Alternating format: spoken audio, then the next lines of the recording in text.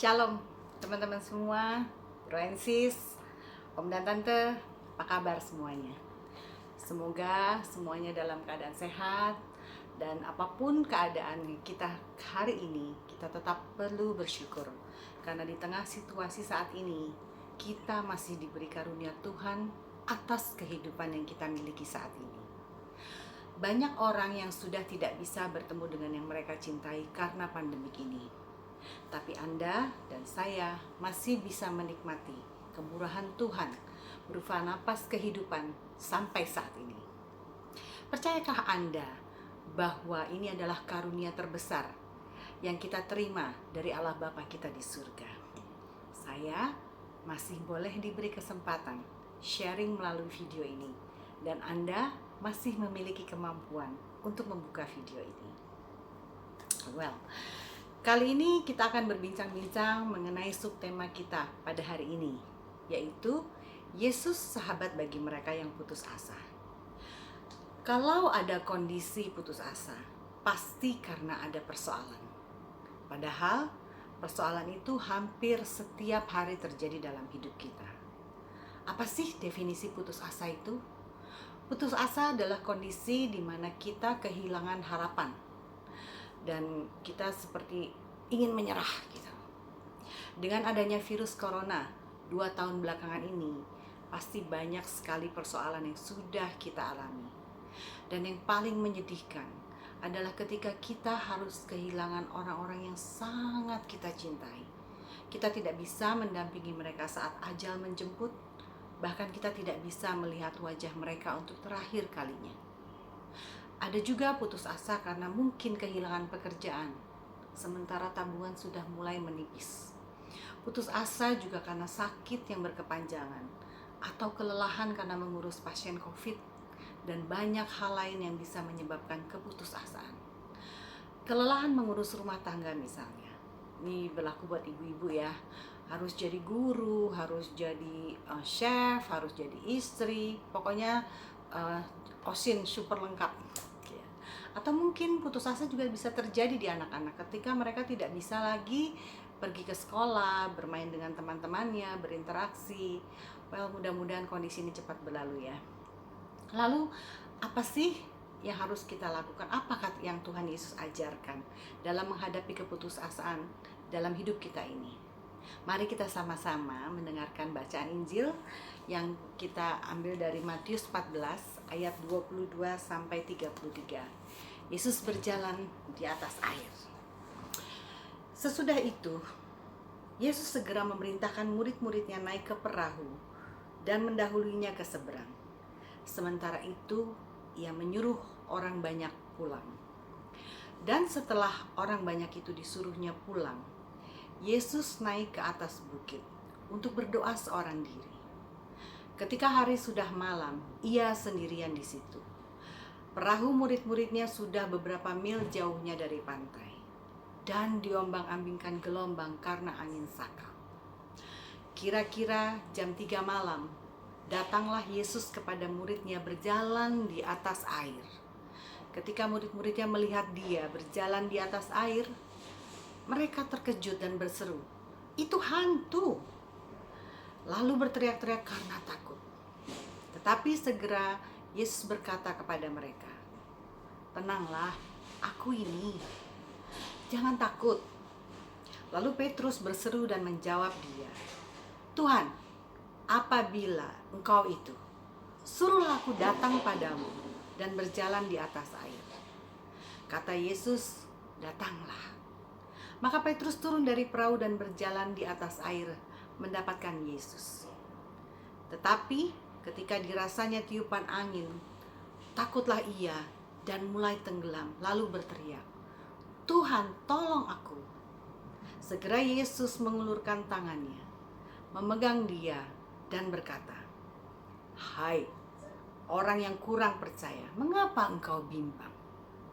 Lalu mereka naik ke perahu dan angin pun redalah. Dan orang-orang yang ada di perahu menyembah dia, katanya, "Sesungguhnya Engkau anak Allah." Demikianlah sabda Tuhan. Terpujilah Kristus. Apa yang kita pelajari dari bacaan tadi? Apa hubungannya dengan topik kita hari ini, yaitu Yesus sahabat bagi mereka yang putus asa. Sebelumnya saya mau sharing tentang pengalaman hidup saat keputusasaan melanda hidup kami, agar kita bisa relate dengan kehidupan nyata.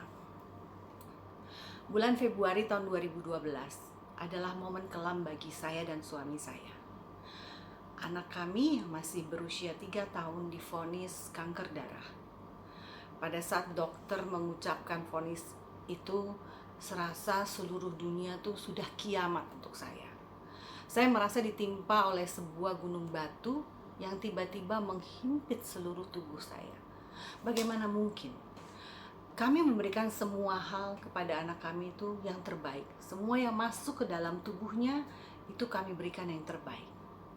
Malam itu juga saya tuh ingin sekali bumi di depan saya tuh terbelah dan saya masuk ke dalamnya, karena saya tahu saya tidak sanggup lagi mendengarkan vonis dokter.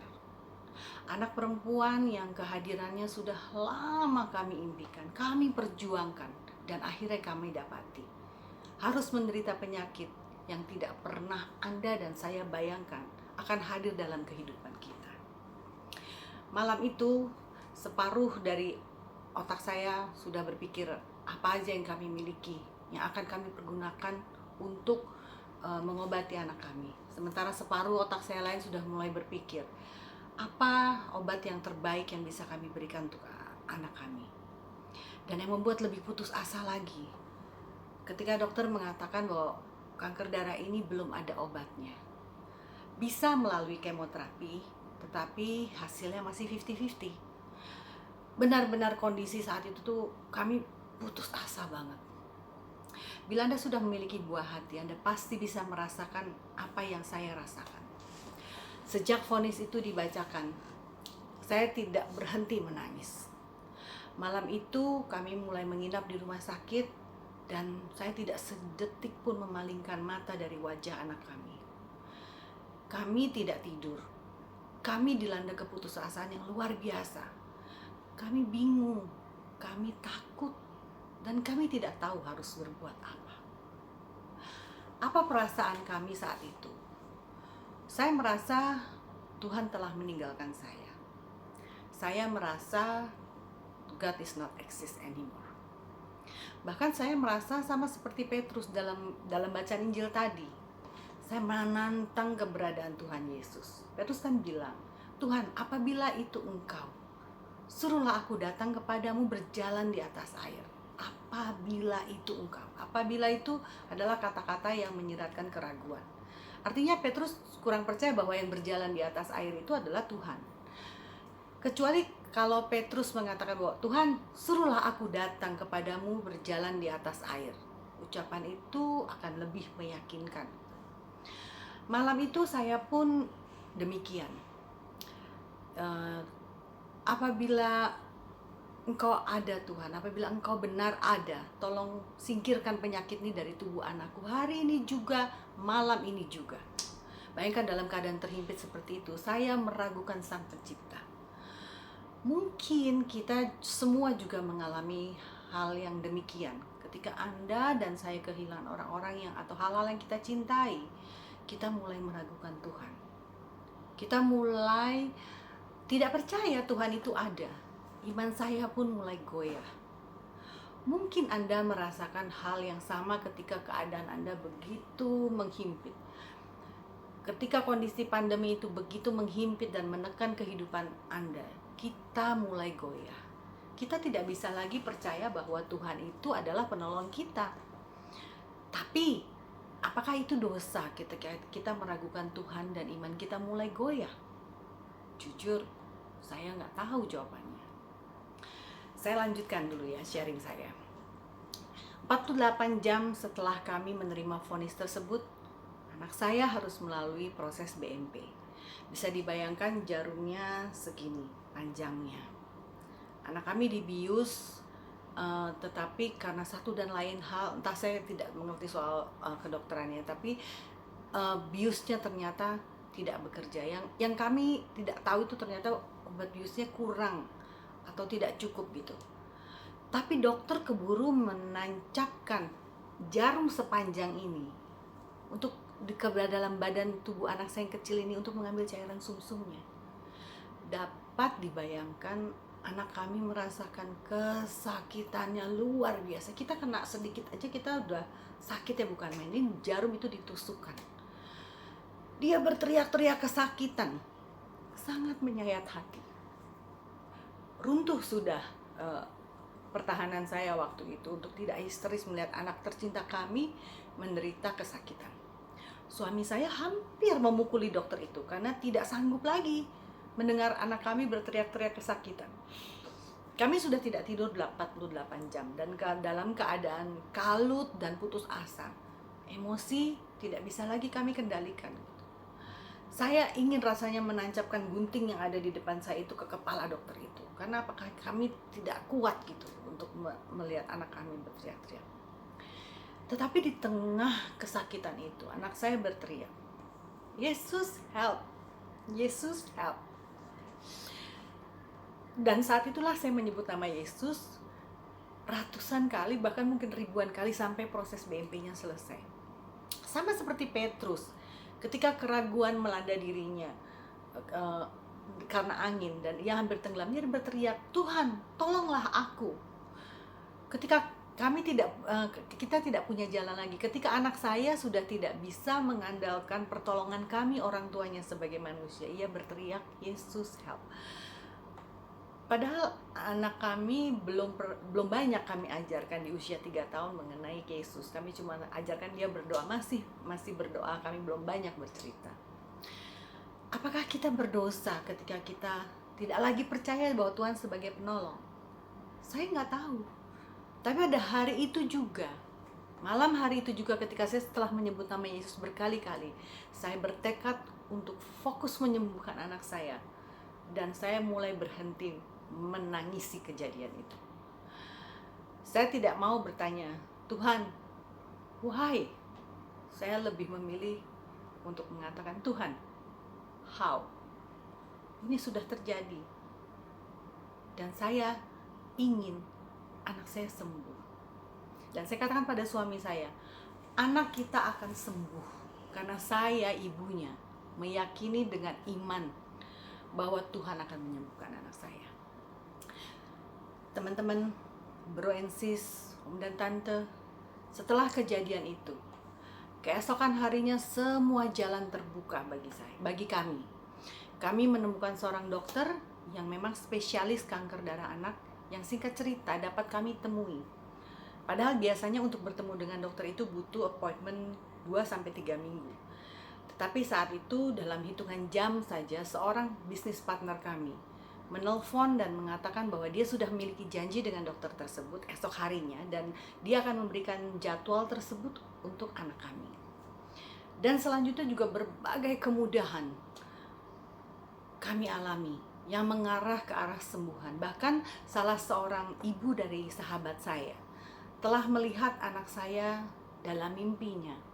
Ya, Tuhan Yesus datang dan mengurapi seluruh tubuhnya.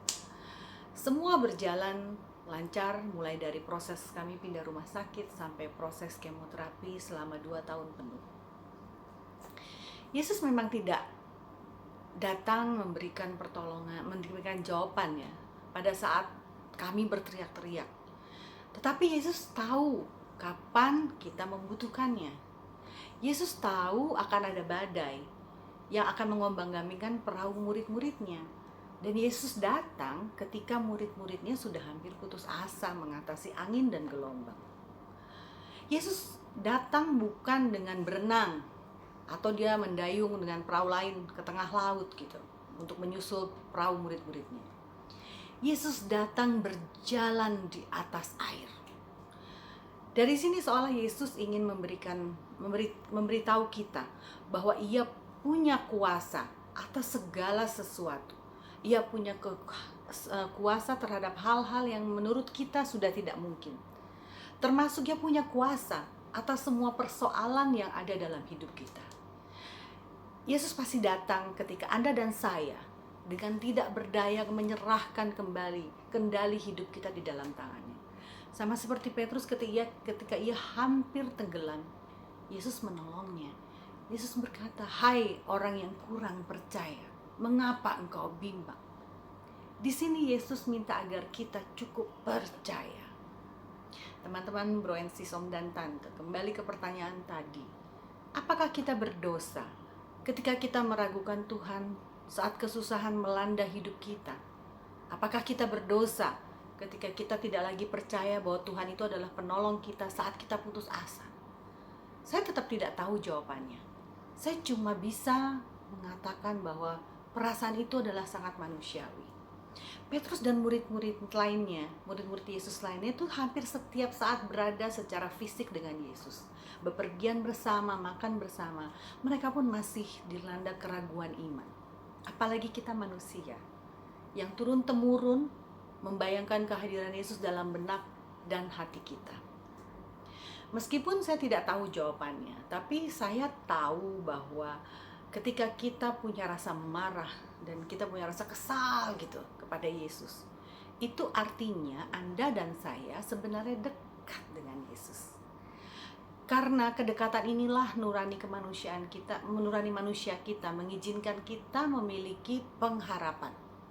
Dan ketika pengharapan itu tidak terpenuhi menurut ukuran kita, kita menjadi berontak, kita menjadi marah. Ilustrasinya mungkin seperti ini, ketika kita pasangan kita, suami atau istri kita atau mungkin pacar kita gitu, tidak melakukan apa yang kita inginkan, kita merasa menjadi marah gitu. Kamu gak cinta lagi sama saya. Wajar bukan? Kalau dia pasangan orang lain atau dia pacar orang lain, kita gak akan marah ketika dia tidak melakukan apa yang kita inginkan. Mengapa? Karena sebenarnya kita tidak dekat dengan dia dan kita tidak punya pengharapan terhadap mereka. Jadi, segala perasaan kita kepada Tuhan sebenarnya justru mengatakan bahwa Anda dan saya dekat dengan Tuhan. Petrus minta tolong kepada Yesus saat dia hampir tenggelam, bukan kepada murid Yesus lainnya yang ada di perahu. Kenapa? Mungkin karena ia merasa dekat dengan Yesus, karena Petrus itu tahu bahwa hanya Yesus yang bisa menolongnya. Jadi teman-teman, ketika putus asa melanda kehidupan kita, Anda dan saya tahu kemana kita harus minta tolong. Kemana? Kepada Yesus pasti, betul ya, kita minta tolong. Curhatlah kepada Tuhan Yesus. Katakan apa saja yang Anda inginkan, termasuk ketika Anda merasa kesal dengan Yesus. Katakan semua isi hati Anda dalam doa Anda. Karena sahabat kita satu-satunya yang bisa mendengarkan kita sekaligus menolong kita cuma Yesus. Sebagai penutup, saya mau disclaimer, saya bukan ahli kitab suci. Saya juga bukan umat lingkungan yang sempurna. Berdoa pun saya masih belum pandai. Menyanyi pun saya masih sumbang. Tapi dengan ketidaksempurnaan saya, Yesus mau pakai saya menjadi alatnya menyebarkan tentang kasih dan kebesarannya. Kalau saya tidak sempurna bisa menjadi alatnya, apalagi teman-teman semua di sini. Anak saya sembuh dan itulah yang Tuhan inginkan. Saya ceritakan kebesarannya tentang kasihnya kepada Anda semua. Semoga Tuhan selalu melindungi kita semua dan semoga sharing ini bisa berguna untuk teman-teman, untuk bro and sis, untuk om dan tante. Jangan putus asa. Karena apa? Karena Tuhan tahu kapan ia harus datang untuk menolong ketika kita memanggilnya.